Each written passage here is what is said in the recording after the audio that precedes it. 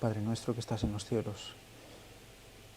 Santo Padre, te damos gracias por proveernos de nuevo con este local, por darnos otra vez la posibilidad de vivir otro sábado, sábado que ha de ser de descanso y también de esfuerzo espiritual, un sábado que debe servir para invocar tu Espíritu Santo, para estar entre nosotros de manera especial. Ayúdanos a orar en todo tiempo, ayúdanos a estar preparados para lo que ha de ser proclamar tu venida, y para ello, Señor, necesitamos también reunirnos como hoy hemos hecho y estudiar tu palabra. Pon tu Espíritu aquí entre nosotros, que nuestros corazones sean guiados por ti para las preguntas y las respuestas, para la exposición y la escucha. Buen Dios y Padre, perdona todos nuestros pecados. Te lo pedimos todo en el nombre santo y precioso de tu Hijo Jesucristo. Amén.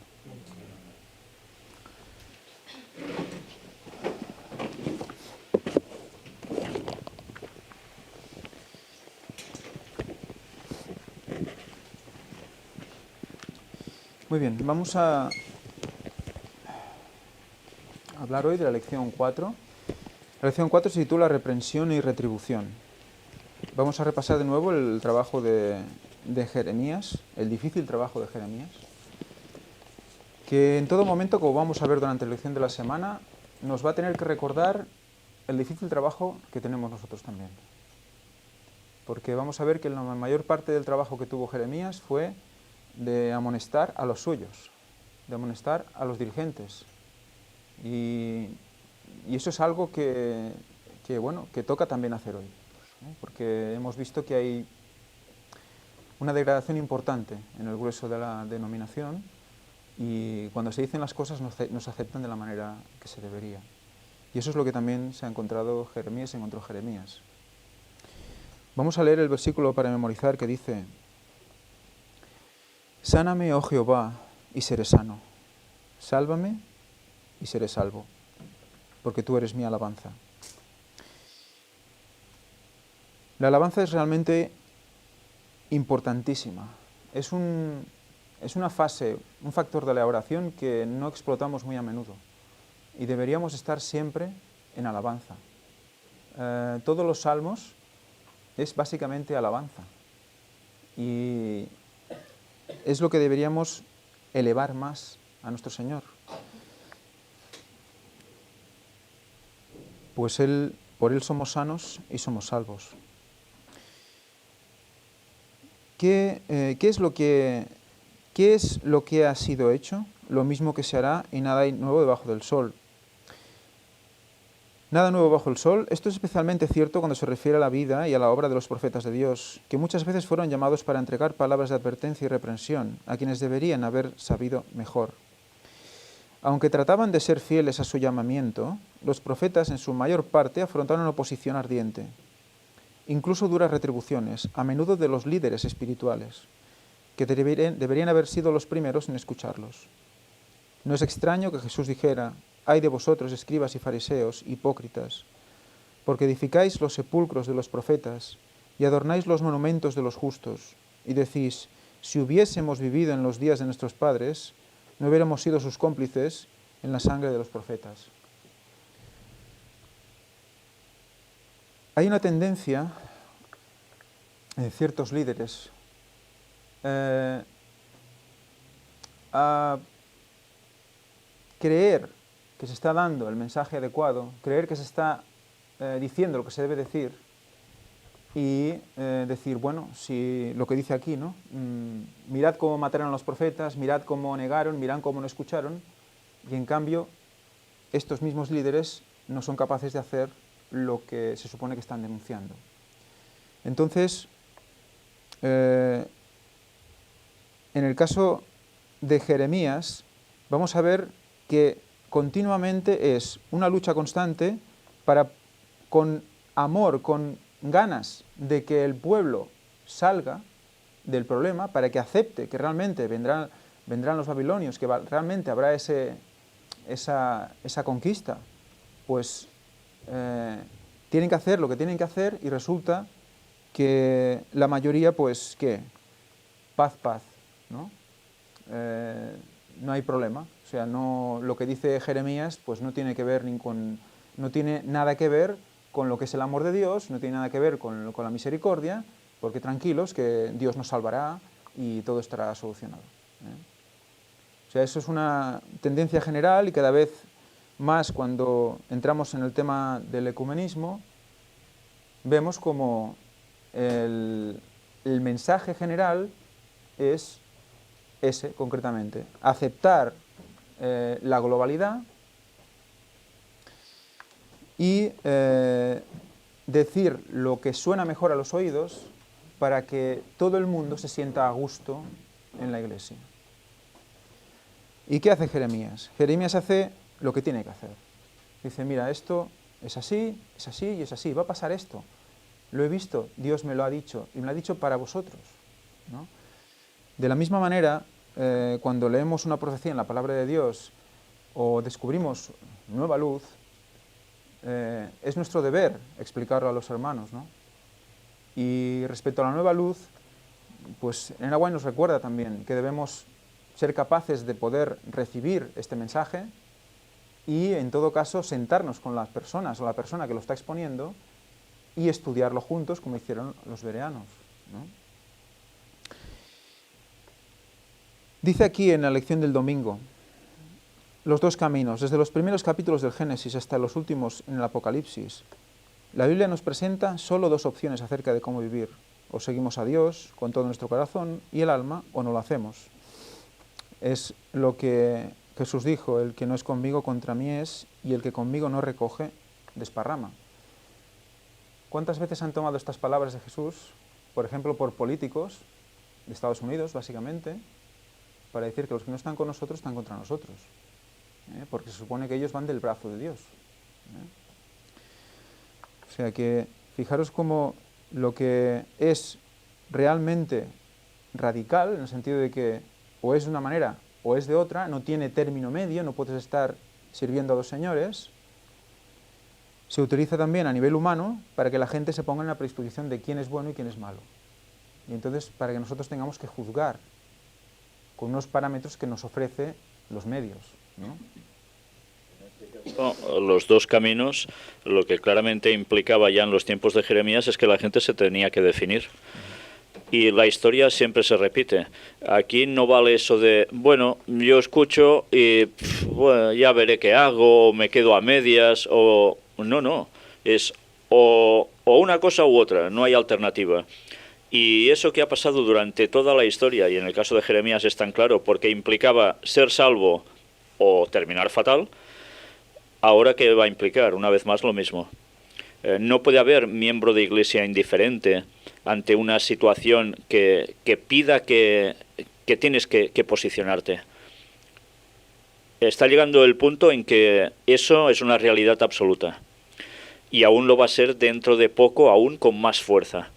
Por eso, tantísimas personas no terminan posicionándose en una banda radicalmente, sino que la mayoría están en esa fase de indecisión. Bueno, me parece que sí, pero no sé qué hacer. Y esa es la gran mayor parte del pueblo. Y todos esos, al final, los que se plantean la vida así, en este sentido espiritual, terminan del lado totalmente contrario al del Señor. Por eso, al final, habrá un remanente del remanente. Porque habrá los que se posicionarán totalmente donde deben estar y los que no habrá otra. Y como van a ser momentos duros como los que atravesó Jeremías, como poner el ejemplo de la lección, ¿quién se va a posicionar del lado de Dios? ¡Qué pocos! Claro, la puerta de la duda es la puerta ancha. Es la puerta ancha porque puedes llevar mucho equipaje. Puedes llevar un pensamiento de un lado, un pensamiento del otro y pasas sin problemas. Pero la puerta estrecha requiere que llevemos el equipaje adecuado, justo y necesario, porque si no, no vamos a pasar. Y si leemos, por ejemplo, Jeremías 17, del 5 al 10, vamos a ver cuál es uno de los errores que se suele cometer para no pasar por esa puerta, ¿no? Vamos a leer, y dice así: así dice Jehová, maldito el varón que confía en el hombre, y pone carne por su brazo, y su corazón se aparta de Jehová. La expresión poner carne por su brazo quiere decir busca apoyo en un mortal. O sea que el concepto de confiar única y exclusivamente en Dios y en su Espíritu muchas veces queda olvidado cuando tenemos ante nosotros a un orador con mucho conocimiento intelectual, con mucha elocuencia, que se expresa muy bien, con una voz potente, y a veces nos quedamos embalasados viendo pues, a la persona cómo habla y estamos adorando ya directamente a esa persona y no escuchamos lo que quizás nos está colando en esa manera de hablar, ¿no? Eso de lo que se refiere a los líderes, pero podemos llevarlo también al plano de las amistades o al plano de los familiares. Muchas veces tenemos, pues eso, evidentemente, quien no idolatra en cierta manera a un padre o a un hermano mayor, etcétera, ¿no? Y muchas veces tendemos a imitar lo que hacen nuestros familiares que más respetamos y quizás tampoco nos planteamos si realmente eso Dios lo quiere para nosotros, ¿no? Será como la retama en el desierto y no verá cuando viene el bien, sino que morará en los sequedales, en el desierto, en la tierra salitrosa y deshabitada. Si el que confía en el hombre será como la retama en el desierto. La retama, ¿sabéis qué es? Es un junípero. Juniperus es una...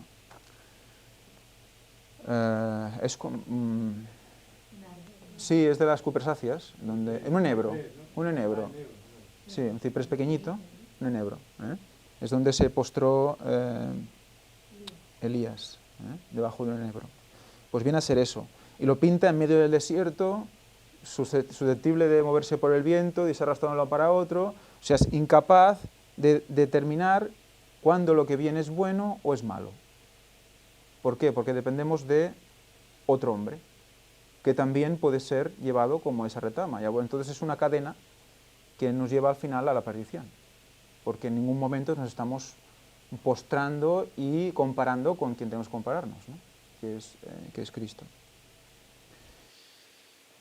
Bendito el varón que confía en Jehová y cuya confianza es Jehová, porque será como el árbol plantado junto a las aguas. Fijaros ahora como el árbol es totalmente diferente. Antes es un arbustillo que está ahí en medio del desierto, y ahora es un árbol plantado junto a las aguas y que junto a la corriente echa sus raíces y no teme a la venida del calor, sino que su follaje estará frondoso y en el año de sequía no se inquietará ni dejará de dar fruto. Engañoso es el corazón más que todas las cosas y perverso, ¿quién podrá conocerlo? Este versículo creo que tiene que estar ahí pues continuamente, porque el mundo Satanás ha ejercitado al mundo para utilizar el corazón de las personas y continuamente estamos expuestos a las emociones, a la influencia de las emociones de manera constante, ya sea por los medios de comunicación, como pues por el hecho de tener familiares cercanos, amigos cercanos, que pueden influir seriamente en nosotros, ¿no? Aparte de que cuando nosotros nacemos ya tenemos el pecado dentro y ya tenemos avenidas del alma. De nuestro corazón no sale nada bueno, como dice aquí. Por lo tanto, ahí está siempre la lucha del cristiano y debe existir siempre. Lo que viene del corazón debe ser valorado por nuestra mente, donde están los mandamientos también como filtro para saber si lo que vamos a hacer pues es correcto o no es correcto, ¿no? De confiar en el brazo del hombre. En la situación de esos tiempos de Jeremías, la nación tenía pactos con otras para verse liberados en caso de ataques. Y en esto ellos confiaban. El brazo poderoso de otro ejército militar, de un aliado.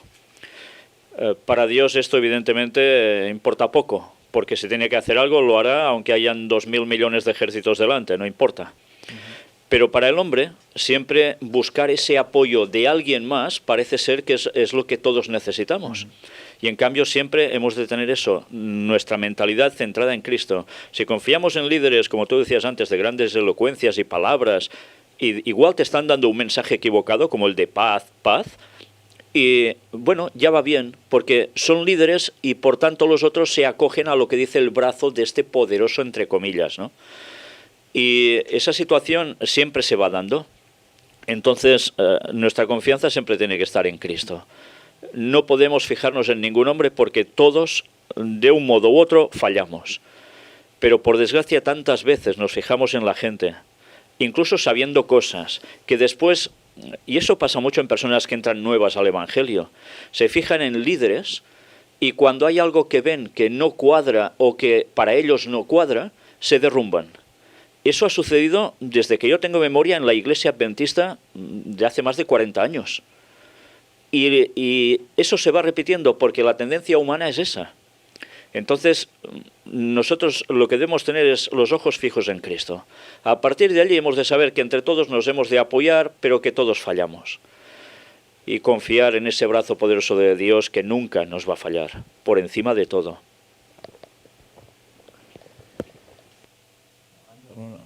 Que para mí has dicho una cosa muy buena, muy verdadera, que es que cuando nacemos ya tenemos el pecado en nosotros y que tenemos que luchar con pasar todos nuestros sentimientos por la mente, ¿no? Donde tenemos los mandamientos.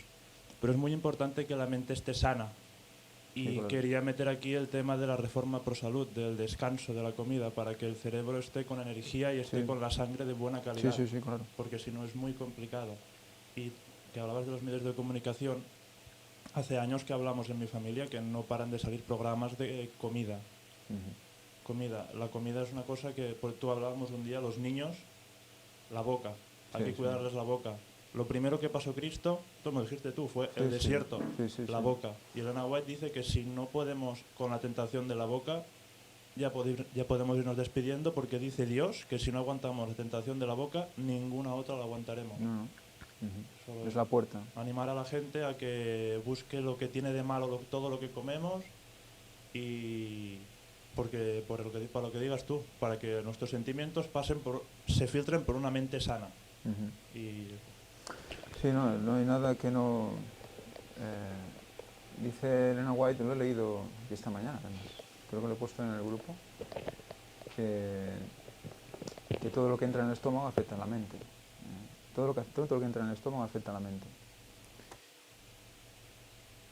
Volviendo a la idea de que antes estaba planteando, si ahora lo ponemos esto en la actualidad, si antes eso era el pueblo de Dios tal cual y ahora decimos que es la Iglesia Adventista, la que tiene la verdad por encima de las demás, ¿está confiando también en el brazo del hombre?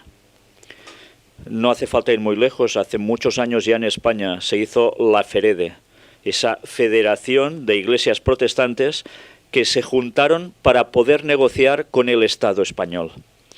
A raíz de ahí no serían considerados secta, serían considerados iglesia de un modo claro y tendrían esa facultad de poder recibir algo por parte del Estado para tirar adelante instituciones y demás. Y eso solo en España, pero evidentemente eso ha pasado a nivel general. Ahora hay muchas personas que están también pendientes de Ben Carson, el candidato adventista a la presidencia de los Estados Unidos de Norteamérica. Por si fuera poco, también nos están mostrando que ha habido ahora, ayer o anteayer, un presidente de las Islas Fiji que también es adventista. Y lo están mostrando como, primero de todo, la Iglesia dicen que no se ponen, ni con Carson ni con este, es igual, no se posicionan, cuando el espíritu de profecía es tan claro al respecto. Entonces, ¿por qué ya va bien que esto suceda? Pues porque si tenemos un dirigente que es adventista en un país, ya todo irá bien. Y por tanto no tendremos dificultades, no nos van a perseguir, no nos van a decir secta, no nos van a nada.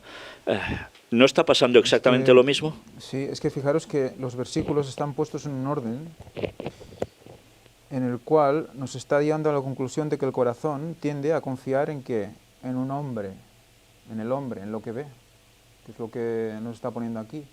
Que el corazón es perverso y nos lo pone después de qué, de decirnos de que no confiamos en el hombre. O sea que el corazón humano tiene la tendencia a eso. a buscar a un hombre, a buscar a un rey, a buscar a un modelo visual al que imitar. Y en el caso del presidente de las Islas Fiji, era un ministro, está en un partido laborista que trabajan directamente con sindicatos, con todo lo que eso implica, y por encima de todo es militar. Bueno, ¿esto es un ideal? Pues apaga y vámonos. Militar adventista. Bueno, la última... Además. Vale. Para acabar este día vamos a leer el comentario que dice al final, que dice: el problema es que por cuanto nuestros corazones son tan engañosos, no podemos saber plenamente cuán malos realmente son. Eso también es un concepto, es una reflexión que me gusta, porque nos da una idea de que por mucho que nosotros podamos ver de nosotros mismos, por mucho que nosotros podamos conocer de nosotros mismos, siempre nos será mostrado lo que Dios quiere que veamos. Y nunca seremos capaces de ver más allá de lo realmente malo que es nuestro corazón. O sea que no podemos nunca confiarnos en la situación que vivimos, porque hay muchas más cosas que habrán que salir y que tendremos que negar, y a las cuales probablemente aún no estamos preparados, y aún Dios no nos muestra de nosotros mismos. Y eso que has dicho, que dice la lección, lo dice Jeremías también. En el versículo 10, justo después de engañoso es el corazón, y perverso, ¿quién lo conocerá? Pues da la respuesta: yo Jehová, que escudriño la mente, que pruebo el corazón para dar a cada uno según su camino, según el fruto de sus obras. O sea que el corazón realmente solo lo va a conocer Jehová, ni nosotros mismos vamos a conocer nuestro corazón. Y pruebo los riñones, que eso no lo has dicho. Y pruebo los riñones, o y pruebo la mente. ¿A quién tiene los riñones? ¿Quién tiene riñones? Escudriño la mente yo tengo. ¿No solo dices riñón la mente? Ah, ¿la mente dice el tuyo? Escudriño la mente. La mía riñones, ¿sí que sí? Fijaros, es muy interesante porque justamente los riñones se dedican ¿a qué? Filtrar la sangre, ¿verdad? Depurar la sangre. Limpiar la sangre. ¿Y la sangre? ¿Qué pasa con la sangre? ¿Y qué hay en la sangre?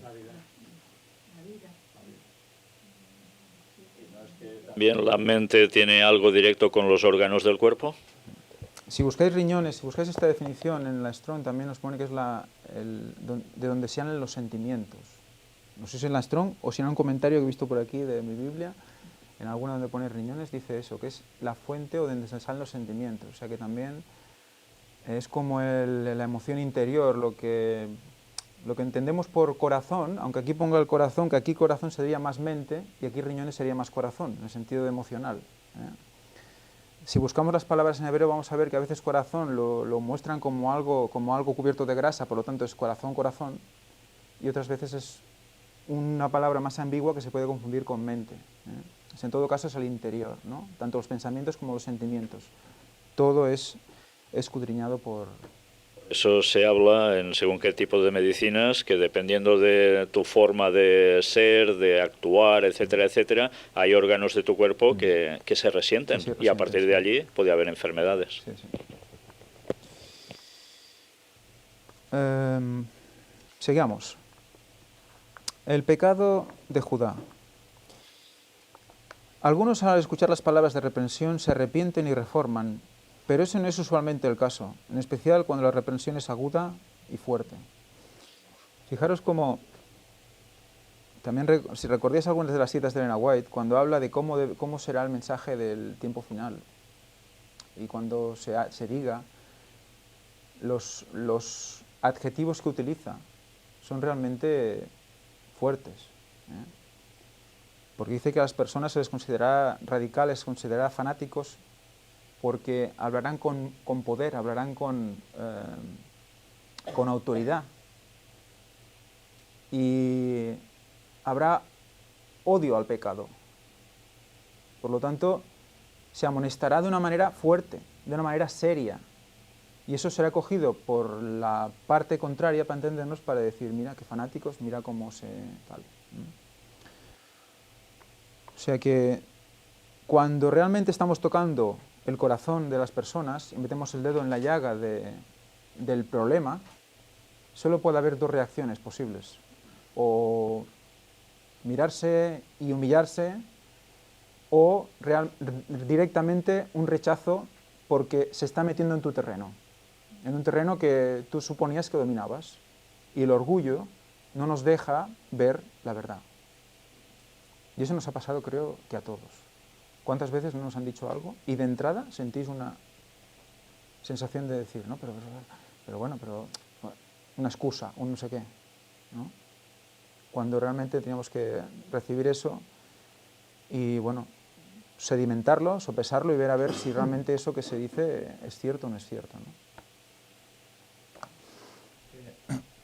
Sí, bueno, si nosotros o la gente que en el pueblo que en el tiempo del fin vaya a dar este mensaje que dices tú, ellos deberían contestar como Lutero: pruébeseme por las escrituras que estoy equivocado, por las escrituras, no por lo que diga este señor o esta señora.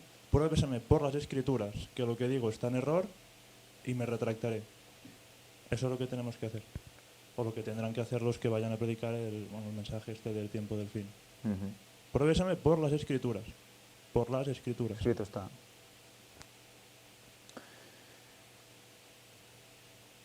Jeremías 17, del 1 al 4 dice: el pecado de Judá está escrito con cincel de hierro y con punta de diamante, está esculpido en la tabla de su corazón y en los cuernos de sus altares, mientras sus hijos se acuerdan de sus altares y de sus imágenes de Aserá, que están junto a los árboles frondosos en los collados altos. Oh, mi monte en el campo, toda tu sustancia y todos tus tesoros entregaré al pillaje, y tus lugares altos por tu pecado y todo tu territorio. Y tendrás que deshacerte de la heredad que yo te di, y te haré servir a tus enemigos en tierra que no conociste, porque habéis encendido en mi furor un fuego que para siempre arderá. Fijaros en el primer versículo, cómo aquí está hablando de una situación que realmente es ya de que no hay vuelta atrás, porque es un pecado como esculpido en el corazón. Cuando Dios nos dice que tenemos que pedir y orar por un corazón nuevo, el corazón que tenemos es de piedra y le tenemos que orar para que nos ponga un corazón de carne. ¿Dónde es más fácil esculpir? ¿En la piedra o en la carne? En la carne no va a quedar nada escrito bien. Como esculpas en la carne te va a quedar fatal, pero esculpido en la piedra, ahí queda para siempre. Y es...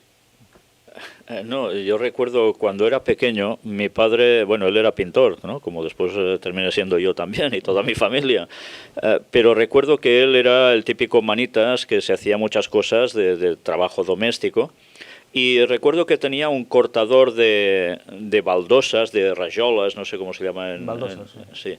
Pues, ¿y cómo se cortaba esto? Yo recuerdo que tenía un aparato, que tenía un par de guías con un mango, que se arrastraba, y la punta era de diamante. Sí. Y precisamente con eso rajaba primero un poco y ¡pam!, ya se partía prácticamente con un golpecito de nada. Sí. A veces, una vez más, pensamos, mira qué listos somos, ¿no? Esto ahora es una innovación de hace pocos años, pero ya en esos tiempos sabían cómo iba. Sí, ya sabían. Y desde luego, cuando ahora vemos este lenguaje para explicar esta cuestión tan grabada dentro, te das cuenta que por duro que sea, en este caso la piedra, el diamante va marcando. Y una vez está marcado, ¿cómo lo arreglas eso? Allí queda, ¿eh? Sí, sí. También nos recuerda Elena White cuando habla de las mentes de los niños, de cuando aprenden, nos habla también en ese lenguaje. Nos dice que todo lo que los críos aprenden hasta los 7 años es como grabado en piedra.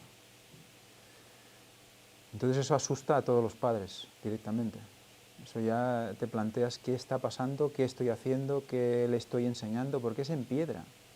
O sea que por eso luego a partir de cierta edad no se pueden volver a poner rectos, perfectos, sino que ya tienen una tendencia y sí que pueden intentar, pero nunca como si no hubieran recibido. Bueno, pero esa el enseñanza. trabajo de los padres aún siguen y no es imposible. En Uruguay no dice, no, ya es imposible, ¿no? Porque si no muchos, Sí. bueno, es que prácticamente nadie se salvaría, ¿no? Hasta los 3 años es la clave para la formación del carácter. Después de 3 a 7 es carácter más conocimientos básicos ya para esa persona, de por dónde tiene que ir. Pero a partir de allí, como dice ella, después viene la otra etapa, que es la de enderezamiento. Que dependiendo cómo se haya hecho esa base, puede ser más fácil o puede ser súper complicada. Y a veces casi irreversible. Pero hay esperanza, por supuesto, Claro, que claro, si no, no, a uf. ver, no hay que... Pero el trabajo siempre es más complicado si empezamos mal, eso es evidente.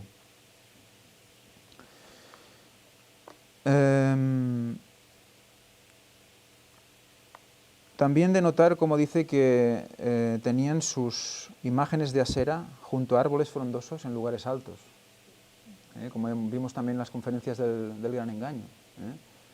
Árboles frondosos y lugares altos eran los lugares de adoración, en imitación a lo que también hacían a la hora de colocar los templos en las montañas, y como será la Nueva Jerusalén, ¿no? En esa forma que también descubrimos que era piramidal, con el trono en la cúspide, ¿no? O sea que continuamente Satanás sigue imitando lo que vio en el cielo. Dice Elena White, Profetas y Reyes, nadie entre los que se declaran depositarios de la ley de Dios se lisonjee de que la consideración que en lo exterior manifieste hacia los mandamientos lo preservará del cumplimiento de la justicia divina. Nadie rehúse ser reprendido por su mal proceder, ni acuse a los siervos de Dios de ser demasiado celosos al procurar limpiar las malas acciones del campamento. Un Dios que aborrece el pecado invita a los que aseveran guardar su ley a que se aparten de toda iniquidad. Fijaros la primera parte. ¿Qué nos dice? Los que pretenden cumplir los mandamientos en el exterior, no crean que por ello ya son salvos. Hay una parte de, evidentemente, cumplimiento, pero ese cumplimiento tiene que venir de dentro, tiene que salir de dentro el cumplimiento. Por mucho que cuidemos nuestra apariencia, por mucho que cuidemos, debo hacer esto porque lo dice la ley, debo hacer esto, debo hacer esto, si lo hacemos, pero no sabemos exactamente o no viene exactamente de Dios esa voluntad de hacerlo, es que aún falta esa comunión que debe existir, porque si no vamos a estar todo el rato trabajando para la galería y cuando estemos solos, ¿qué vamos a hacer? Pues hundirnos. Y por eso siempre necesitamos lo que decíamos antes, ¿no? A alguien. Siempre necesitamos a alguien que nos diga, que nos aconseje, que nos lleve. Y luego la segunda parte. Nadie rehúse ser reprendido por su mal proceder. O sea, eso va a ser básico para que entre nosotros podamos hablar de todo. Entre los hermanos se puede hablar de todo y se puede entender la posición de cada uno y se acepten las reprensiones y luego pues se exponga la contrarréplica o lo que haga falta, pero siempre con amor. Es lo único que nos pide la palabra de Dios. Y luego pues si no hay aceptación y vemos que es muy grave, pues con un hermano, etcétera, etcétera. Todo eso ya sabemos, ya nos dice la palabra de Dios cómo debemos hacerlo. La advertencia a Jeremías, la lección del martes. Aquí vemos un símil, en esta parte, de un lenguaje que nos muestra cómo Jeremías, en lo que tuvo que sufrir en los momentos de su predicación, se parecía muchísimo a lo que pues, Cristo vivió en su momento. Y aquí, en la Jeremías 11, del 18 al 23,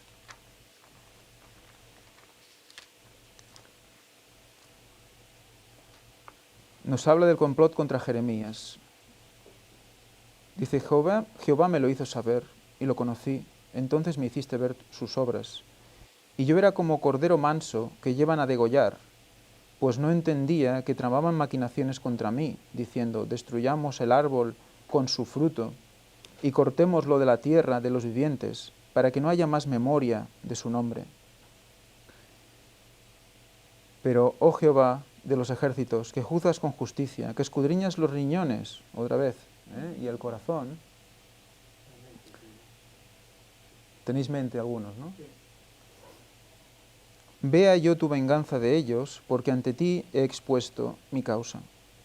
Por tanto, así ha dicho Jehová acerca de los varones de Anatot, que buscan tu vida, diciendo, no profetices en nombre de Jehová, para que no mueras a nuestras manos. Así pues, ha dicho Jehová de los ejércitos, he aquí que yo los castigaré, los jóvenes morirán a espada, sus hijos y sus hijas morirán de hambre, y no quedará remanente de ellos, pues yo traeré el mal sobre los varones de Anatot, el año de su castigo. El año de su castigo. No sé si alguien quiere comentar algo sobre esto, pero... ¿El significado del nombre Anatot, alguien lo tiene? Yo no lo busqué. ¿Alguien que tenga Strong? O sí lo busqué, espérate, sí lo busqué. Era... Lo busqué, pero no me acuerdo, no lo apunté, lo busqué. No me acuerdo. Lo tenéis aquí en el móvil, seguro.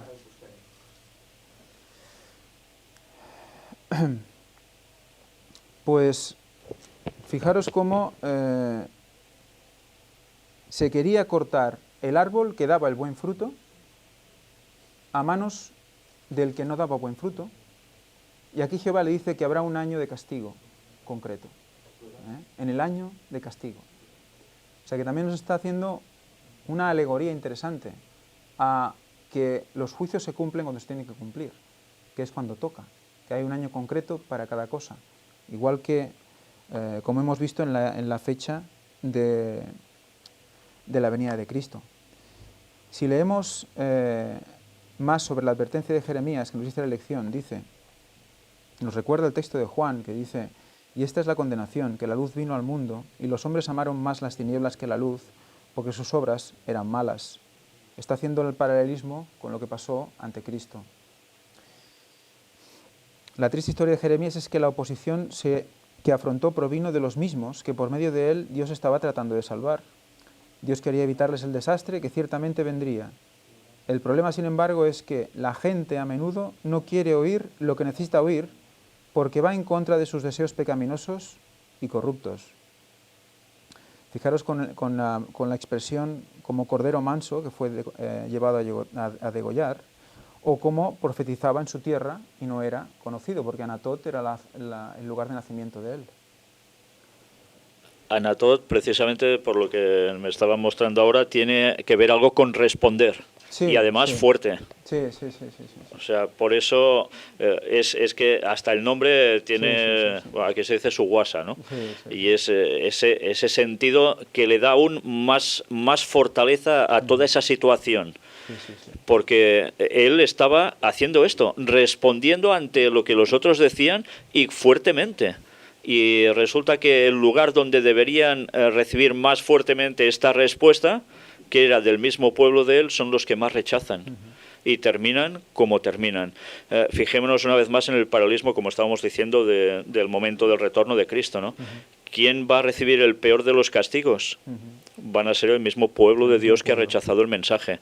Y declaremos claramente, cuando hablamos de pueblo de Dios, no nos estamos refiriendo a Israel, que mucha gente tiene ese concepto dentro del mundo evangélico, sino, y luego lo veremos en el culto precisamente, sino el pueblo de Dios del último tiempo. ¿Cuál era?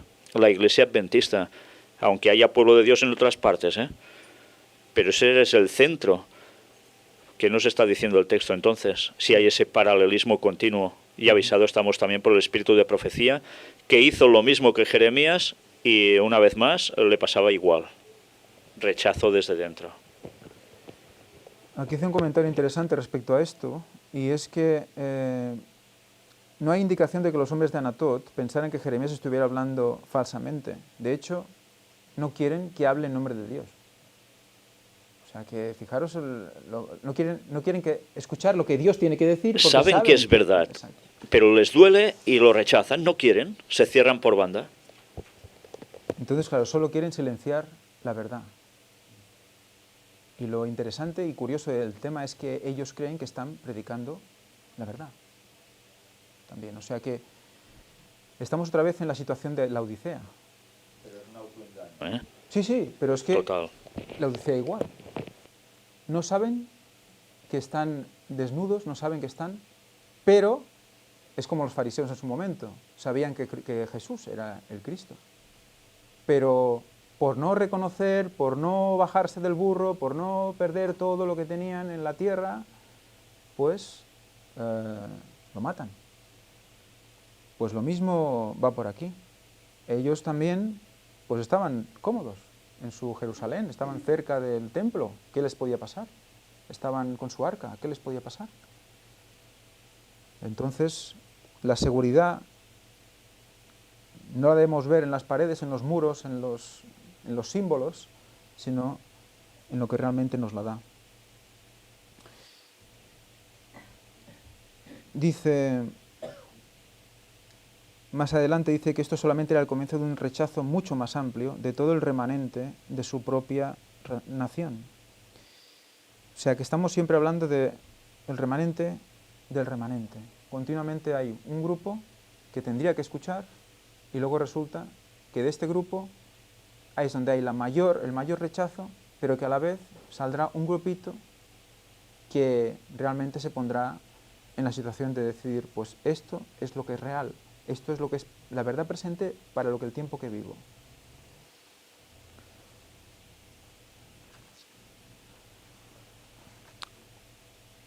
En el caso, aquí recuerdan también cómo Jesús enfrentó una fuerte oposición de los mismos a quienes trataba de ayudar también. Porque quieras o no, también vino para todos, para los que se sentían pecadores. Más adelante, el miércoles, nos recuerda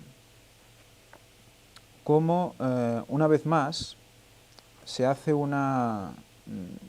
otro profeta se hace una pregunta al respecto de por qué los impíos tienen éxito, ¿no? ¿Por qué los impíos son, digamos, prosperados y ganan dinero y tienen lo que en este mundo se puede tener, y en cambio los seguidores de Dios pues están siendo vapuleados y están siendo perseguidos, y etcétera, ¿no?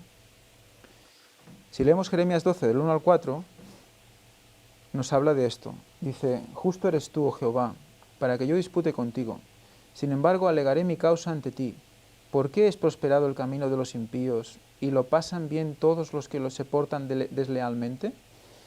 Los plantaste y echaron raíces, crecieron y dieron fruto. Cercano estás tú de sus bocas, pero lejos de sus riñones.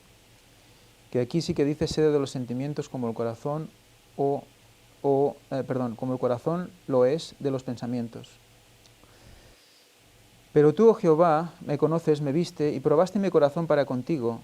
Arrebátalos como ovejas para el degolladero y señálalos para el día de la matanza. ¿Hasta cuándo estará el luto, estará de luto la tierra y marchita la hierba de todo el campo por la maldad de los que en ella moran? Han desaparecido los ganados y las aves porque dijeron, Dios no ve nuestro fin. ¿Qué opináis de la reacción de Jeremías respecto de lo que está viendo que pasa con los impíos? La lección la denuncia, nos dice que en ese momento Jeremías tuvo ese momento de debilidad de todo hombre que es perseguido y desea, pues en este caso, la perdición de los que le persiguen. ¿Qué opináis vosotros cuando habéis leído el texto de lo que Jeremías está expresando aquí? ¿Estamos de acuerdo con lo que comenta la lección?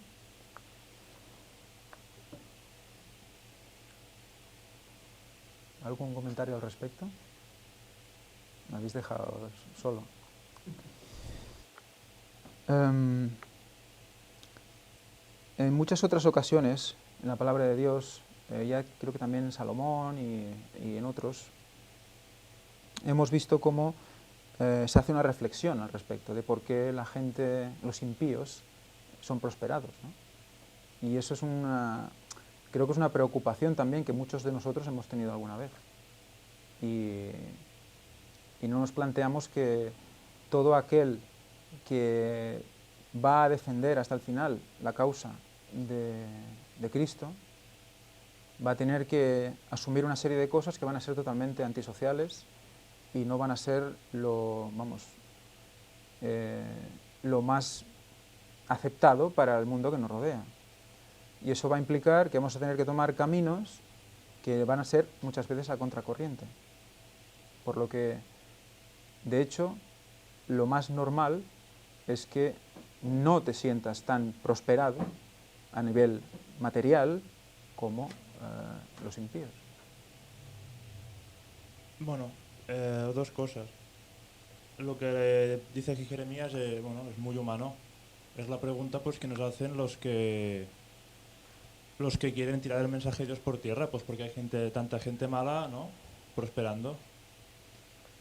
De entrada, el príncipe de la tierra es Satanás, ¿de acuerdo? Bendijo a 13 familias. Y de ahí, por genealogías, hay quien le toca tener más éxito y a otros menos. Y otra cosa, que hace unas semanas me acordé de cuando yo hablaba con los demonios y me acuerdo que me repetía muchas veces, chico, nunca vayas contracorriente. Siempre me repetían, nunca vayas contracorriente, nunca vayas contracorriente. Claro, porque lo que tenemos que hacer es ir contracorriente. Claro. Y ahora, justo hace 2 semanas o así me acordé, y ahora que lo has dicho me he vuelto a acordar. No, es una experiencia interesante. Bueno, recordar que Wallace tuvo un pasado realmente, pues antes de conocer a Dios, etcétera, etcétera. O sea, eso que explicas de hace muchísimo tiempo. Bueno, no tanto, bueno, 7 años. Bueno, respecto a la edad que tienes es mucho tiempo. Y tuvo unas experiencias realmente pues espeluznantes, que también han servido para que mucha gente podamos comprender que realmente esas cosas pasan y existen. Porque muchas veces nos explican esas cosas y creemos que son peliculeras, que creemos que alguien se hace trucos y que no existen, pero no, hay gente que la ha vivido y la ha vivido en sus carnes, ¿no? Y fijaros los consejos que dan consejos totalmente contrarios, totalmente antagónicos a lo que se supone que tiene que ser la vida de un cristiano. Bueno, aunque también los daba buenos, ¿eh? O sea, también daba consejos buenos y usábamos la Biblia y... Ajá.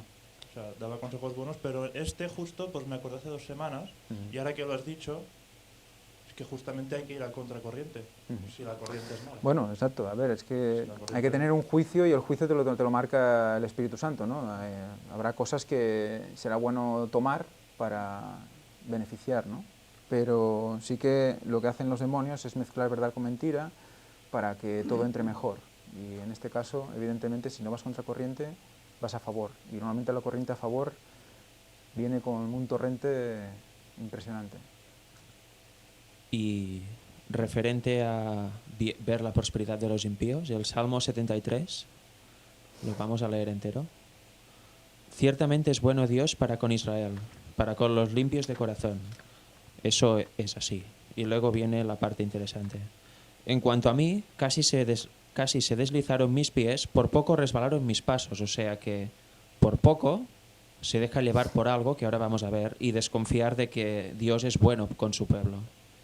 Porque tuve envidia de los arrogantes viendo la prosperidad de los impíos. Porque no tienen congojas por su muerte, pues su vigor está entero. No pasan trabajos como los otros mortales, ni son azotados como los demás hombres. Por tanto, la soberbia les corona, se cubren de vestido de violencia, los ojos se les saltan de gordura, logran con creces los antojos del corazón, se mofan y hablan con maldad de hacer violencia, hablan con altanería, ponen su boca contra el cielo y su lengua pasea la tierra. Por eso Dios hará volver a su pueblo aquí, y aguas en abundancia serán extraídas para ellos. Y dicen, ¿cómo sabe Dios? ¿Y hay conocimiento en el Altísimo? He aquí, estos impíos, sin ser turbados del mundo, alcanzaron riquezas. Verdaderamente en vano he limpiado mi corazón y lavado mis manos en inocencia, pues he sido azotado todo el día y castigado todas las mañanas. Si dijera yo, hablaré como ellos, he aquí a la generación de tus hijos engañaría. Cuando pensé para saber esto, fue duro trabajo para mí, hasta que entrando en el santuario de Dios comprendí el fin de ellos. Ciertamente los ha puesto en deslizaderos, en asolamientos los harás caer. Como han sido asolados de repente, perecieron, se consumieron de terrores. Como sueño del que despierta, así Señor, cuando despertares, menospreciará su apariencia. Se llenó de amargura mi alma, y en mi corazón sentía punzadas. Tan torpe era yo que no entendía, era como una bestia delante de ti. Con todo yo siempre estuve contigo, me tomaste de la mano derecha. Me has guiado según tu consejo, y después me recibirás en gloria. ¿A quién tengo yo en los cielos sino a ti? Y fuera de ti nada deseo en la tierra. Mi carne y mi corazón desfallecen, mas la roca de mi corazón y mi porción es Dios para siempre. Porque aquí los que se alejen de ti perecerán, tú destruirás a todo aquel que de ti se aparta. Pero en cuanto a mí, el acercarme a Dios es el bien. He puesto en Jehová, el Señor, mi esperanza, para contar todas tus obras. Es más claro imposible. A todos nos pasa, ¿no? Que vemos que la gente que no conoce a Dios, pues prospera, le va todo bien, incluso son felices, tienen más de un trabajo, bueno, que tienen todo lo que quieren, pero en realidad todo es vanidad porque serán destruidos si no se entregan a Dios y si no hacen lo correcto delante de sus ojos. Solo tienen la felicidad y la libertad que da este mundo, que dura los años que vives, 50, 70, 20, porque te pueden atropellar pasando por la calle. Y aquí termina todo. En cambio, los que sufren y los que se entreguen a Dios, que van a sufrir muchas penalidades y van a ser perseguidos, probablemente pues tendrán la vida eterna. Y luego tendrán eso, la eternidad para disfrutar y tener todo lo que quieran, estudiar de verdad lo que importa y estar como Dios quiere que estemos, no basados en nuestros propios placeres, deleites, concupiscencias, deseos carnales porque no vemos más allá de lo que hay en este mundo. Por eso que hay que tener siempre claro eso, aunque el impío prospere, va a prosperar pocos años y ya está. Sí, no, a ver, tampoco es que... No, tampoco es que digas, no, busco la consolación en el que el otro no va a prosperar, ¿no? Pero el hecho es que lo que nos consuela a nosotros, el hecho es que sabemos que hay eso, que nuestro punto, nuestra vista, nuestro ojo está puesto en la eternidad. Está puesto en la eternidad. Si Satanás que intenta que esos ojos no los pongamos en la eternidad, que esos ojos los pongamos en lo que tenemos delante, a nuestro alrededor.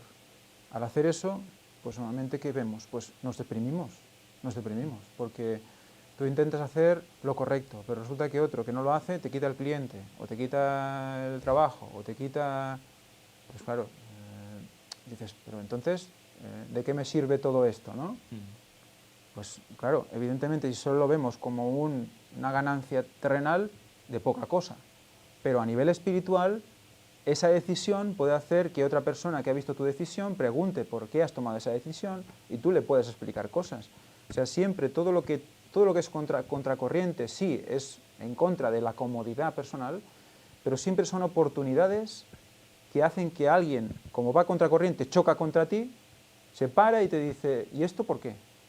Y entonces la oportunidad de que esa persona también se gire y corra contigo a contracorriente. Claro, si este salmo es para que no tengamos envidia cuando esto pase, sino que tengamos alegría por haber hecho lo correcto y ganas de explicar al otro que eso es lo correcto.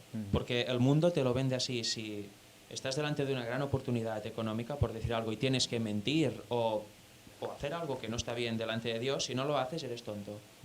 Y te lo venden así, te lo dicen. Claro, tú te deprimes porque solo ves esto, no ves el mundo espiritual. Ojalá pudiéramos verlo, ¿no? Todo el mundo creería luego. Pero no es así, porque la fe es creer y tener por seguro algo que no vemos. De eso se trata. Por tanto, es así. No desanimarnos, saber, bueno, nos tratan de tontos por no aprovechar este gran contrato de millones que nos salva la vida prácticamente. También hay que recordar que hay no creyentes muy pobres y que lo están pasando muy mal. Y que hay creyentes que que son prosperados en el momento que descubren que haciendo lo correcto también pues tiran adelante. O sea que Dios sabe en qué punto vas a ser útil, ¿no? Y te prueba en función de lo que se supone que vas a hacer en un futuro. Entonces, como todo lo que vivimos es para bien, pues es porque lo necesitas para lo que vas a hacer. Por lo tanto, planteémonos si en un momento dado estamos sufriendo algo o estamos pasando por una situación que dices, ¿y esto por qué a mí? Como se pregunta, ¿esto cómo puede ser? ¿No? Como se pregunta también aquí Jeremías. Pues ¿por qué? Porque tienes que formarte, porque tienes que preparar tu mente para algo que vas a hacer más adelante. Y eso te va a servir para ser mejor y ser más efectivo, que es lo que al final queremos ser como cristianos, ser más efectivos. Y eso también sirve para pequeñas situaciones cotidianas. Por Claro. ejemplo, mentirijillas, ¿no? ¿Has hecho eso? Si digo que no, porque lo tenía que haber hecho, tendré problemas y discusiones. La voy a evitar y voy a mentir. Pues esa mentirijilla ya es un problema grave. Y es una pequeña prueba que te pone Dios para, si dices la verdad, no estamos programados porque si, por ejemplo, tu madre te dice, haz esto y no lo haces, y luego te lo preguntas si lo has hecho y le dices sí, sí, para que te deje en paz y es mentira, pues tenemos programado que si decimos la verdad, que es que no lo hemos hecho, nos va a gritar, nos va a decir de todo. Y quizá no es así, porque si hacemos lo que Dios quiere y guardamos su ley, Él nos bendice. Si decimos, no, no lo he hecho por tal cosa, quizá tu madre dice, no te preocupes, pues lo harás después. Pero nosotros vamos ya programados de todo lo peor si hacemos lo bueno. Y eso es una hipnosis que tenemos todos en todos los sentidos. Nos autolimitamos continuamente y bueno, aquí Jeremías, pues lo que comentábamos, tiene su parte, pues eso, es sujeto a pasiones, como... Sí. Bueno, quería decir tres cositas, ¿vale? Tres, vale. Solo tres, ¿eh? Sí. La primera, sí, vale que podemos no tener tanta riqueza aquí mundanal, y la gente sí, pero me gustaría poner un ejemplo. Si no pudiésemos viajar a Nueva Zelanda, porque el país está vedado, no podemos ir ahí, pero allí el presidente del mundo nos ha hecho mansiones con riquezas y con de todo en el mundo, pero no podemos ir allí, ¿seríamos ricos o pobres? Bueno, ya contesto yo. No, es que no acabo de... Sí, imagínate que en un país muy lejano del planeta Tierra, Sí. al cual no se puede viajar, No se puede viajar. no podemos entrar, no se puede, Sí, porque está amurallado. no se puede. Ahí el presidente del mundo, Sí. el hombre más rico del planeta, tiene una mansión para ti, para que vivas el resto de tu vida. Pero tú no puedes ir aún. Y aquí tienes la vida que tienes. ¿Tú te considerarías pobre o rico? Riquísimo. Riquísimo, eres riquísimo. Pues eso es lo que tenemos en otro país que está muy lejos y no podemos ir. Nosotros somos ricos. En espíritu, pero en materia también. Y si aún no lo podemos ver porque o no tenemos trabajo, o la cosa está muy difícil. Tú, Ángel, por ejemplo, que tienes 2 hijos, que de aquí poco ya van a ser, en vez de niños, hombre y mujer. Mira, dice Mensaje para los jóvenes, capítulo 5, la página 25, dice: necesitamos hacer uso de los jóvenes que cultiven el trabajo honrado, que no teman poner a prueba sus facultades, ¿vale? Que no teman poner a prueba sus facultades. Jóvenes tales encontrarán empleo en todas partes. Esto es promesa de Dios. O sea, para los jóvenes del pueblo de Dios no hay crisis que valga. Y la palabra en inglés es job, es trabajo remunerado. Estas cosas, por ejemplo, estas bendiciones que dice la palabra de Dios, han hecho que mi hermano pequeño, que era un pequeño, tiene 18 años, que era un mujeriego, que salía de fiesta, que le dio un coma etílico y todo, dijese, yo quiero todas estas cosas. Y ahora estamos estudiando la palabra con él porque él ha querido. Y la Biblia que yo le di a un hermano porque él no la usaba, ahora la quiere otra vez.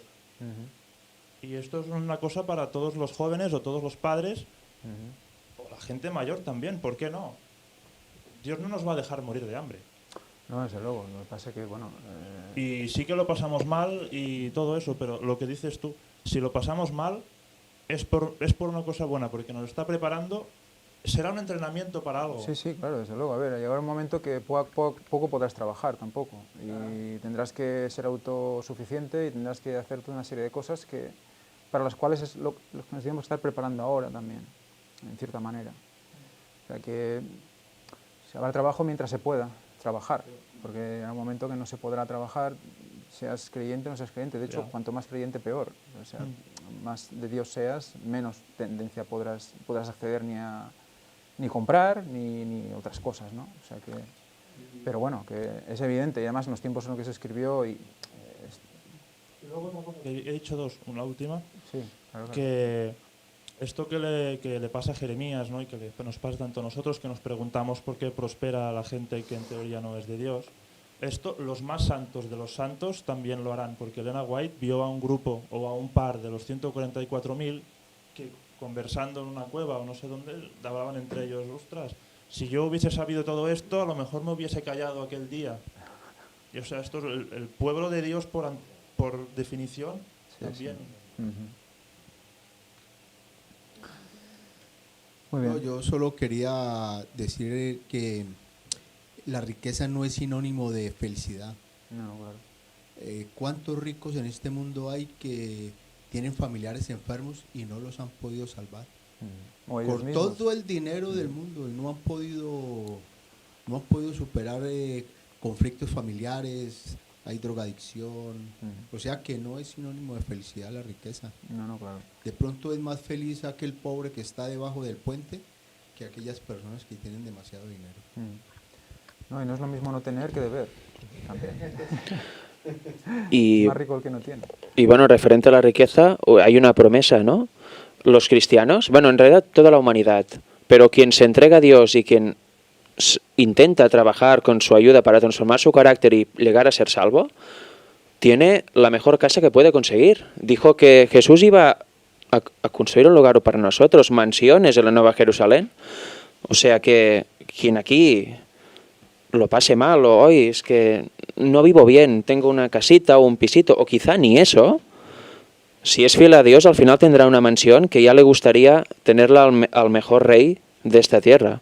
O sea que todos tenemos una casa esperando, solo hace falta que la queramos, porque Él ya la tiene ahí. Aquí está tu casa, con tu nombre y tus cositas. ¿La quieres?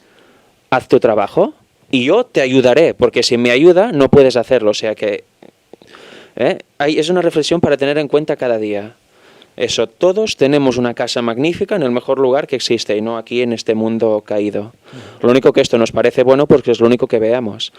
Pero cuando Elena White en una de sus visiones fue al cielo o visitó otros, incluso vio otros mundos donde vio a Enoch, luego no quería volver aquí porque vio esta tierra, un mundo caído, lúgubre, y mira que es bonita la tierra, pues imagínate cómo es lo de fuera para que ella no quisiera volver a este mundo de oscuridad. Era 1800, 1800 y pico, que aún habría un aire Sí, respirable.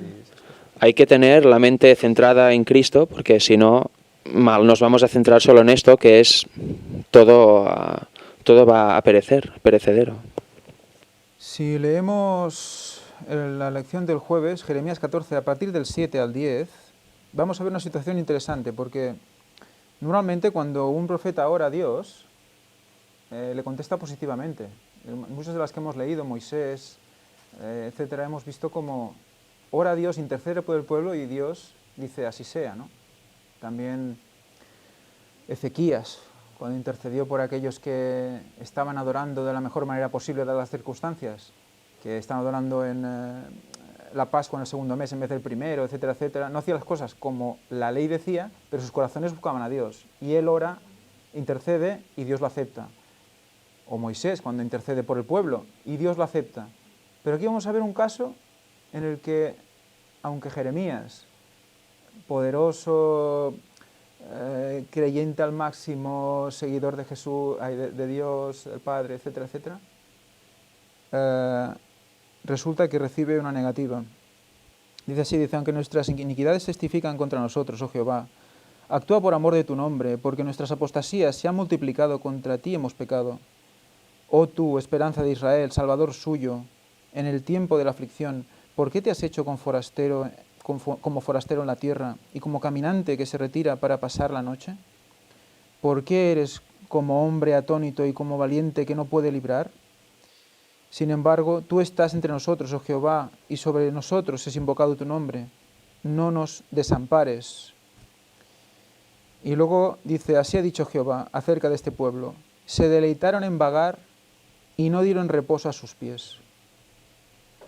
Por tanto, Jehová no se agrada de ellos, se acordará ahora de su maldad y castigará sus pecados. De acuerdo, se ora por el pueblo, se intercede, pero nosotros no sabemos cuál es el estado del corazón por los cuales oramos. Por lo tanto, la respuesta de Dios no sabemos nunca cuál puede ser. Eso no quita que no debamos hacerlo, como hicieron los demás profetas. Hay que hacerlo. Lo que no sabemos nosotros es el final de ello, no sabemos el corazón de los demás. No quita una cosa a la otra, es una cosa que nos recuerda también la lección. Una reflexión también interesante de ver. La situación, como hemos visto antes, era de que el corazón tenía que grabado a cincel con punta de diamante el pecado. La situación era ya que irreversible para muchos. Por lo tanto, era como en Sodoma y Gomorra o en los momentos del diluvio. Ya solo podía haber una situación de final, ¿no? Y eso es lo que aquí Dios le muestra a Jeremías. ¿Qué más dice la lección aquí más abajo? Jeremías entendía que esto era solo el comienzo de las aflicciones que vendrían. Dios veía los corazones de la gente y sabía que si retiraba la sequía, el arrepentimiento desaparecería. O sea, fijaros, la gente hacía lo posible tratando de cambiar esta situación. Iba a Jerusalén, ayunaba, oraba, vestía ropa de luto y llevaba ofrendas, pero se olvidaba de lo más importante, que era el verdadero arrepentimiento. Vuelve otra vez a lo que ha comentado antes, ¿no? Ese guardar los mandamientos hacia afuera, ¿no? Cuando realmente el arrepentimiento no está en el interior. Entonces estamos en la misma situación falsa que antes comentábamos. A veces Dios permite unas catástrofes para que el pueblo reaccione. ¿Y qué pasa? En medio de esa catástrofe aún hay más quejas, no hay reacción, no hay arrepentimiento. No se reconoce que eso realmente Dios lo ha permitido para que reaccionemos. Voy a leer una cita, que es una cita, pero en realidad es un resumen de un pequeño capítulo de Testimonios para la Iglesia, capítulo 5. O sea, no es literalmente así como sale, pero el resumen puede ser este y también sale este resumen en Mensaje para los Jóvenes, página 78.2. Es brutal. Yo cuando vi esto me quedé, bueno, alucinado. Venga, pues. Y va relacionado con esto que decimos. Porque dice, escoger la pobreza, el vituperio, la separación de los amigos o cualquier sufrimiento antes que manchar el alma con el pecado. La muerte antes que la deshonra o la transgresión de la ley de Dios. Este debería ser el lema de todo cristiano. Cita cortita y directa. Y luego si vais al capítulo 5 de Testimonios para la Iglesia veréis todo el contexto y por qué se hace este pequeño resumen. O sea que no debemos preocuparnos por las aflicciones, las pruebas son para nuestro bien, para purificarnos y hacernos ver en que vamos mal y de esta forma ser conscientes de que tenemos que cambiar. Y nada, que lo soportemos todo antes que manchar nuestra alma con el pecado, antes de hacer cualquier concesión porque, mira, porque es muy amigo mío, o es mi pareja, o es un hermano muy querido, pero que puede estar en error. Y luego algo para el final, lo que mucha gente ha pasado ya, todos los mártires han pasado esto, han elegido la muerte antes que renunciar a su fe o a su fe, a la fe verdadera en la Biblia y en Dios. Y eso también está haciendo muchos cristianos de Siria y el Medio Oriente. Cuando Estado Islámico va, les dicen, no os mataremos si renunciáis a vuestra fe y os hacéis musulmanes. No lo hacen y los crucifican, los lapidan, los violan, los matan. Es esto, prefiero la muerte antes que deshonrar a mi Dios. Lo que se hizo en la Edad Media y lo que será requerimiento para los mártires del final del tiempo. No renunciar a su fe. ¿Por qué? Porque aunque mueran, tendrán vida eterna si lo hacen en el nombre de Dios y se han entregado a Dios. Y además, su muerte será ejemplo para otros que quizá reaccionarán. O sea que es muy duro y hay que, da una lección y una idea de ver lo que debemos trabajar e interiorizar, lo que es el camino del cristiano, porque eso evidentemente no es fácil de soportar cuando te encuentras en estas situaciones. O sea que hay que ponerse. Pues a la línea de lo que dices, Jeremías 14:13 dice, yo dije, Señor Jehová, he aquí que los profetas les dicen, no veréis espada, ni habrá hambre entre vosotros, sino que en este lugar os daré paz verdadera. Esto es lo que también sigue a lo que comentabas tú. Y fijaros cómo Dios en ese momento en el cual ya le muestra a Jeremías que no hay solución para ese pueblo, le dice, no ruegues por este pueblo para su bien. Se dice que deje de orar por el bien del pueblo, que ya es innecesario, no sirve, está decidido. Es impresionante, ¿verdad? Que un ser humano ya esté en una situación en la cual ya no haya vuelta atrás. O sea que fijaros, y eso es por rechazar el mensaje de amonestación. En ese momento se acaba para ellos. un momento al final, dice Elena White que sus bocas, las de los santos, serán selladas. A mucha gente impía que verá todas las desgracias y las plagas, querrá conocer, pero únicamente para salvarse, y Dios lo sabe, no para amor a Dios. Y los santos dirán, no, está ensellada mi boca, ya ha pasado vuestro tiempo, no hay esperanza, no hay gracia, ya estáis sentenciados, igual que nosotros también lo estamos, pero para vida eterna. Paralelismo total, porque Dios quiere que vayamos a Él con amor y por verdadero amor a Él, no por amor a que nosotros nos queremos salvar, sino porque lo reconocemos como Creador y nos sabe mal todo el problema que ha habido con el pecado y queremos hacer su voluntad, porque si solo queremos la eternidad para salvarnos, para no morir ahora, eso es egoísta y en la eternidad lo acabarían pasando mal esas personas, por eso no habrá nadie así. Recordemos también que tiene que haber un punto de deseo de salvación también, porque se habla también del galardón. O sea, que tiene que haber también ese querer estar allí. Y eso también puede ser una motivación, parte de la motivación, evidentemente.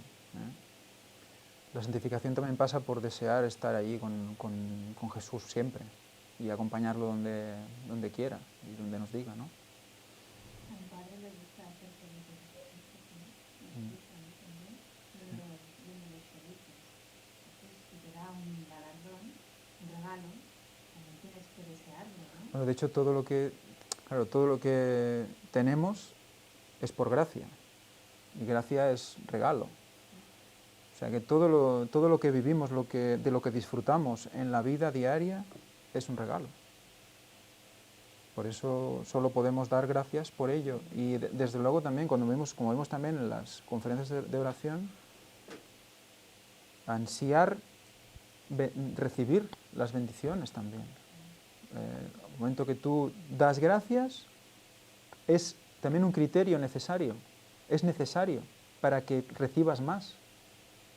Y te lo pone así Elena White como para motivar también. Es un ejercicio para motivar también el hecho de que si no das gracias no esperes recibir la bendición.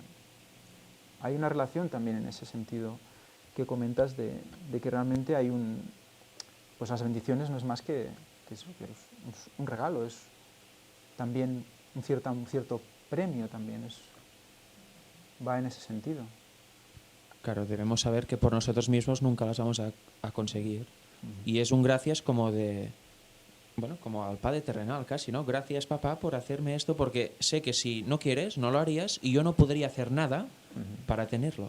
Y es lo mismo con las bendiciones. Una dependencia total, sí. Él te pide unas cosas, tú las haces y Él te bendice, Él nunca falla. Y es por eso, amor al Creador, sabiendo que la eternidad te la da porque te quiere, pero tienes que, por tu bien, centrarte en unos parámetros, porque si no te sería imposible vivir, no estarías feliz. Por tanto, todo es eso, un amor brutal al Creador y un amor brutal de Él hacia nosotros. Todo es para nuestro bien. Fijaros que cuando no hay comunión, cuando ayunen, yo no oiré su clamor, y cuando ofrezcan holocaustos y ofrenda, yo no lo aceptaré, sino que los consumiré con espada. En el caso de ese momento era el holocausto. Hoy en día es la oración, la sustitución de esa ofrenda. Si nuestra oración es vacía, es vana, es solo labios, como dice Elena White, esos labios que se mueven y ya está, y no sale del corazón, sino que se hace como para la galería, aunque no hay nadie, como si quisieras engañar al que te está escuchando, que es Dios mismo. Pues vivimos en ese autoengaño, como comentaba Víctor antes, y podemos estar tan convencidos que nos lo creamos. Y también la ofrenda podría ser nuestro cuerpo, ¿no? Porque si es templo del Espíritu Santo, Sí, tenerlo en nuestras mejores condiciones. Hay un paralelismo entre las dos cosas. Claro, cosas, ¿no? cuando eligen al Cordero, lo eligen sin mancha. Claro, no puede ser perfecto porque ya tiene pecado, pero es perfecto para ojos de Dios. Nosotros y por tampoco eso somos perfectos aunque nos comamos aquí todo lo más sano del mundo. O sea, sí. Vamos a ser pues lo que somos, ¿no? Pero sí que lo que haces ofreces tu cuerpo en sacrificio en el sentido de que, bueno, sabes que hay cosas que son recomendadas y cosas que no. La reforma está ahí escrita y al hacerlo, pues te ofrecen el sacrificio vivo también. Para acabar, hace al final una reflexión sobre la no necesariedad de la existencia del pecado sea, no es necesario el pecado. Eso no sé si, supongo que ya todo el mundo lo sabía, pero también nos recuerda, también con cita de Elena White, que es imposible explicar el origen del pecado y dar razón de su existencia. El pecado es un intruso, no hay razón que pueda explicar su presencia, es algo misterioso e inexplicable, excusarlo equivaldría a defenderlo. Hay una tendencia del mundo a explicar, a querer... La pregunta es, bueno, ¿y por qué Dios no cogió y fulminó ahí mismo a Satanás y se acabó la tontería y no sé qué? Empiezan a hablar de esa manera. Y claro, y se lo intentas explicar para mostrar, tenían que ver el carácter de esta persona, si no Dios hubiera sido persona de este ser, pues si no Dios hubiera sido un déspota, hubiera sido tal. Bueno, pero si tenía el poder y podía... Siempre acaba en... ¿Por qué? Porque el concepto que se ha vendido del poder es que tú haces lo que te viene en gana. Y es totalmente arbitrario en lo que decides porque es tu potestad. Y ya está, ¿no? Pues se va totalmente del ámbito. El pecado en sí mismo no tiene sentido, pero hay que tener en cuenta que por uno entró en la humanidad y por eso lo estamos heredando. Ahora forma parte de la ecuación. Está ahí.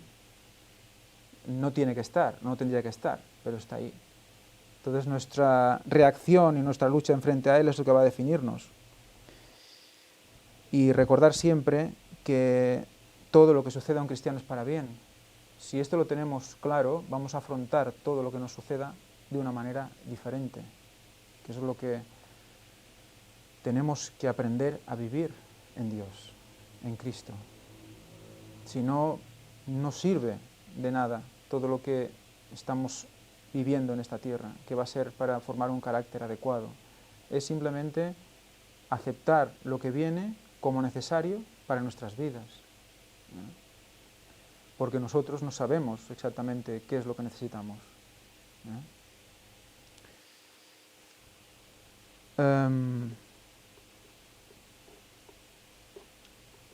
Y bueno, yo lo dejaría aquí.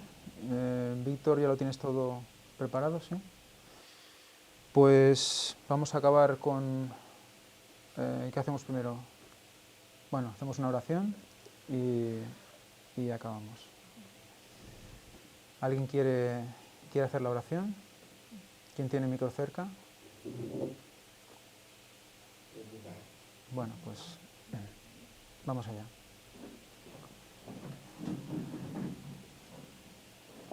Gracias, Señor, por estas lecciones que nos has dado. Siempre aprendemos tanto de tu palabra. Ayúdanos, Señor, en este día santo que podamos aprender mucho más. Gracias por habernos hecho llegar junto con los hermanos para poder entender tu palabra.